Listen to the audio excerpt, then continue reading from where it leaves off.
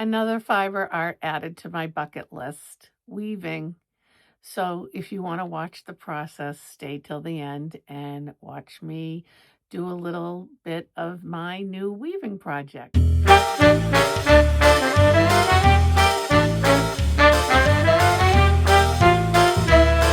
Good morning. So today is February 18th. It is a dreary, overcast, cloudy day in New England. And my name is Debbie. I am also known as Nana, and this is Dreamcrafter Creations. And I wanted to come to you today. It's not going to be a vlog, but I will be going to a 2-day course in the Boston area for rigid Heddle loom. And the description is, it's designed to give students a thorough and intensive grounding in direct warping and hand weaving on a rigid Heddle loom. Learn to warp and dress rigid Heddle loom through the direct warping method type and composition of warp yarns, calculating yarn requirements for projects, set analysis, and fabric finishing techniques. You will make a warp, which will be of your own design, and weave it off and remove from the loom by the end of the class. So I talked about this, I think, last video, and I've been really wanting to take this class because I have a lot of yarn, and I think I can make like scarves and table runners and stuff like that, and let's see if I like it. But I also want to say this is my 1-year birthday anniversary on YouTube, and if you've been watching me for a year, I thank you so much for following me on my journey here. And if you're new, I would love for you to consider subscribing, because the whole reason I did this YouTube was to build a community. And what I found over this first year is it's not easy to build the community because it's all about the algorithm, and sometimes I don't know what I'm doing wrong, but sometimes some of the videos, get lots of views, sometimes they don't. And in order to build the community, you do have to have likes, subscribes, and people talking to you. So if you've been one of those people who have been doing that for me, thank you so much. And again, if you're new, I hope you jump on the yarn train here.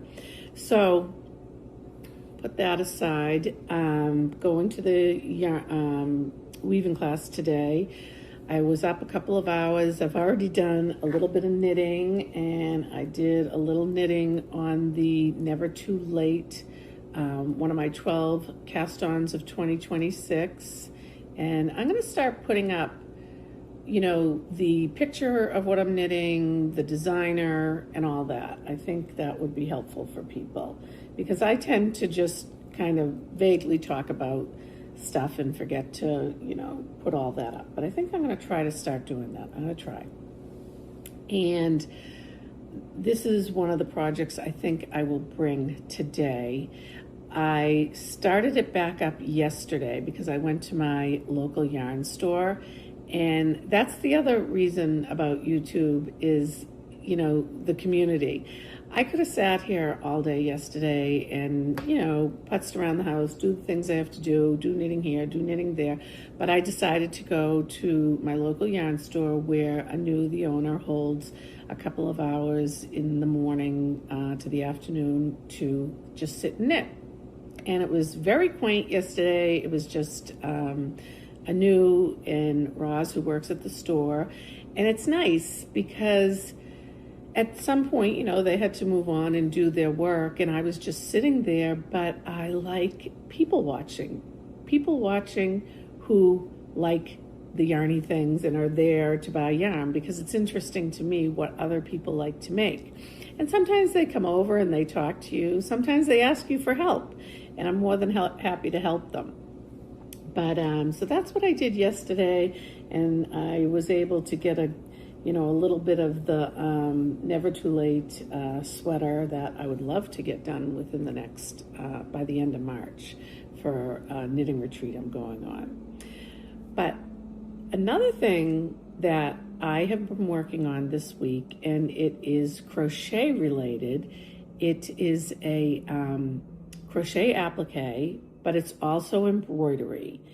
And I saw this from a woman on Instagram, and I'll link her below. And I just loved her work. She was selling things, but I was, for me to do it for, the grandchildren, I thought I could, figure it out myself. And I did. So let me show you, and let me tell you a little story behind why I really liked it. Because I saw, and this isn't exact, but anyways, let me tell you, I buy like an Amazon sweater for the kids to do things like this, because first of all, it would take me forever to knit the sweater, then embroider it and applique it and all that. And second, a hand knit sweater for the kids, I've done them before, but if there comes a time when you can't pass them up. So, you put a lot of work and money into it, and it's just kind of sitting there at this point.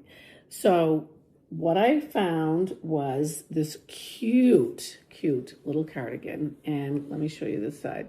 It came with this goose on it, and the goose is the theme of what I was thinking of doing.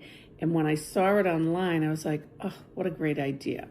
So I embroidered her name, Lucy, and this is her first birthday, and it's like a running stitch. Let me see if you can see it. And so on the front, it's Lucy, but on the back, she's one silly goosey. So the one applique I was able to purchase on Etsy, and I'll link her below. The crocheted applique alphabet. And I also found this goose pattern. I actually made up my own balloons, easy enough. The goose pattern that I found had a heart and a star, and I didn't want a heart and a star. And then I did a chain stitch for silly and goosey. And I really love how it came out. And so what surprised me was I was in the middle, and I don't care if you see this, Abby or Joey, but because I was going to give it to her. Hopefully you'll like it enough that she'll wear it at the birthday party. But if not, she can wear it all year while she's 1 year old. But when I got the birthday card said Lucy is one silly goosey. And I had already had this in progress. So who would have thought, right? But I really enjoy making sweaters like that. And I have other videos, I believe from last year, where I did like a floral bunny. And, I do some machine embroidery, which I did show on jean jackets for them last year. But this I really liked. And hopefully I'll continue and maybe make some others. We'll see. But this week, and this is going to be one video, but I'm going to do it in a few different days, is going to be the process of the rigid Heddle loom. And so hopefully I'll be able to get enough video to show you how my workshop went. I do want to ask her permission if I can put it up on a YouTube, and work on some of my 12 cast-ons at night, and that's about it. That's what's going on this week, and hopefully I get a lot done to show you. So until next time, stay tuned, and I will see you soon. Hello, so I am back. It is Friday, February 20th, and it's been a long 2 days. I took the weaving workshop, and I loved it. It was great. I'm going to put some pictures up so you can see. I was not able to finish in 2 days. How the workshop went was that we learned to warp the loom. So we did one warp with her showing us entirely how to do it the whole entire time. And then we took that out, and then we tried to do it ourselves with a little bit of instruction. And that took pretty much, oh, well, and then after, with the second one we warped on, we did just like a little test looming, and I have a little sample of that. And I can't say I love my test looming, but she gave us all types of scraps to work with. So I basically just wanted to get the idea of what different yarns looked like when you wove them. And I just picked, so here's my little test weave. And I just did it on, so the warp, which is the stringing of the loom. And let me tell you, that is not the easiest process. It's something to learn, and it takes a little bit of time. And I thought this was going to be like a really quick type of project, the weaving, but it actually isn't. It's really kind of a slow process. So not as quick as I thought it would be. But so let me show you. So this is what I warped it with, which is just a regular, and of course I picked pink, worsted weight. And then I believe this purpley color was a worsted weight. And then this teal, and never mind my fingers, my nails just popped off for some reason, but this teal was like a little bit of a marled, so you might be able to see that. And then this was a very a bulky weight, so you can see, you know, the different textures you get. And this was actually mohair, this brown. That's a mohair, and this is a chenille. So, you know, you get all, and this is a thicker chenille.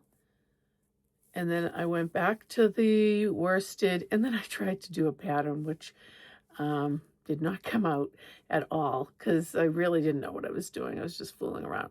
But anyways, this was my little test, and with the scrappy yarns she had, and it was fun to do. And then, so then we took that off, and we were done for the day, but that took the entire day. I didn't think it would take that long. So we were there 6 hours. That took a long time. So I was tired by the end of the day. It was a lot of, you know, paying attention and thinking and watching, and we had a little bit of a lunch break, and that was it. It took a lot of time to learn that. And then the next morning I went back in, and we warped the whole loom ourselves. It's a 15-inch rigid Heddle loom, and I'll put pictures here. I'll actually pick it up and show you, but and we were able to pick out some colors, whatever she had available, and make a table runner or an Xfinity scarf. And of course, I couldn't decide what I wanted to do, what colors I wanted. But what I did end up with was some blues and greens with a little pink. But it actually didn't come out like I thought it would with the colors.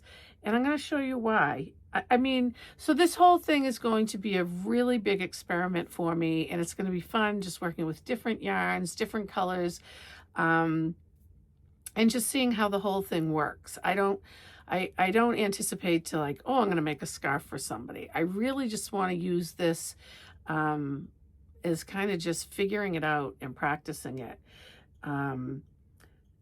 What I have on here was supposed to be a table runner, and I don't even have a place to put it with the colors I made it in, so I'm thinking maybe I'll do an Xfinity scarf. I don't know if I have enough for a regular wraparound scarf, but that was the other thing. She did explain to us how to figure out how much yarn to use, what you would need, but that's going to be a little learning curve too. But because I didn't finish, and she was more than gracious to let us come back another day, but it's really not easy for me to get in there, and I don't like driving into Boston. So I chose to actually purchase the loom and bring it home, because I felt like I would really get use out of it and have fun playing around with it. So here is my loom. what do you think? And here are the colors, and I'll put the pictures up so you can see it a little better. But here's the loom. This is what I started. And so if you can see, so this is what they call the warp. So you first have to get this all strung on. And she was saying to me I should try a plaid, and I love plaids. As you can see, I have a plaid sweater back there. But I had no clue what I was doing. And she said, you know, it really doesn't matter. This is not going to be your showpiece. Just fool around with it. So I decided to warp these 4 colors that I picked, which was the navy, the gray, the pink, and the green. And then I figured I was just going to go back the other way, the same thing, navy, pink, and green. But navy, gray, pink, and green. But when I ended up doing the pink, and I can't show it to you here, but when I finish this, I'll show you. You can see it a little bit here.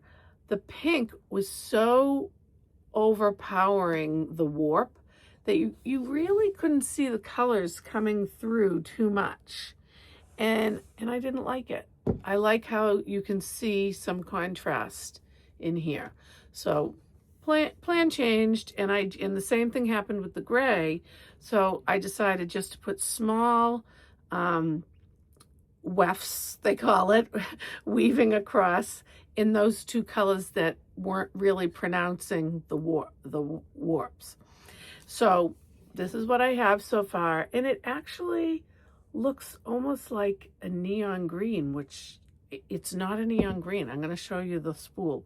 But anyways, let me know what you think of my first time trying to weave. It's not perfect. There are mistakes in there, but this is practice. But look at this green. I don't know, for some reason, let's put that up there so you can see a little bit of it. I mean, I guess like this, it looks a lot alike, but I thought in there, I don't know why it's looking more neon to me. And this for sure is not neon. To me, this was a sage. And then the gray, and then the navy, and then I picked the pink. So that's what I had picked. And I just had no clue how it was going to turn out. But this is how mine's turning out. So that was my weaving for 2 days, and I plan to bring some weaving back into the channel because I really like doing it. And so stay tuned for that. This isn't going to be a long video because I really couldn't film the workshop. I mean, I can put up some pictures, but they really aren't going to mean anything to you because they're just stages of when we were learning to warp. And they're still pictures. So I think once I get really good at warping, maybe I could do a little bit of a tutorial on it. But besides that, I went to knit night this week, and I'm still working on the Never Too Late sweater. And the other thing that I did finish this week was my mitten. So here it is. I went with the pink to pop in the alpaca, and it does fit. Here it is. I think they're so cute, and they're warm, and it fits. But I mean, what I did was I counted my rows from the beginning of when I started the gusset, and I was supposed to start them here. So I'm actually 10 rows short from the top. And I think that's why my thumb is more like the hole to my thumb is more here. So I'm going to do the second pair exactly how it says and see if that makes a big difference. And if it does, I will just take those tops off and do another inch. But aren't they cute? So that and Never Too Late is the only thing I've really been working on. I did finish sewing on the applique for the one Loosey Goosey sweater, and I brought that to them today, and she really loved it, and I'm happy she has that. But besides that, I don't have a lot more to really discuss, so I will leave it at that. and I hope you come back and we can talk again next week. I'm not sure what we're even going to talk about, but I'll talk. So till then, happy knitting, happy crocheting, and happy weaving.